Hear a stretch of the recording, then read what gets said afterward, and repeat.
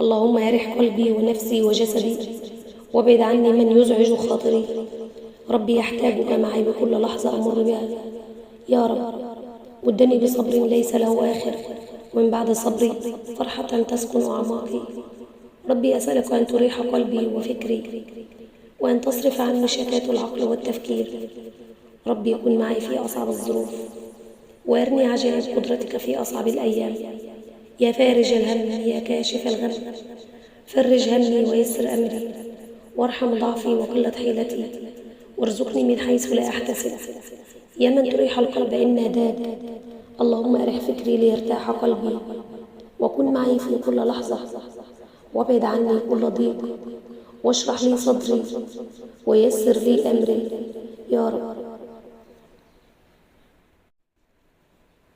اللهم أرح قلبي ونفسي وجسدي، وابعد عني من يزعج خاطري.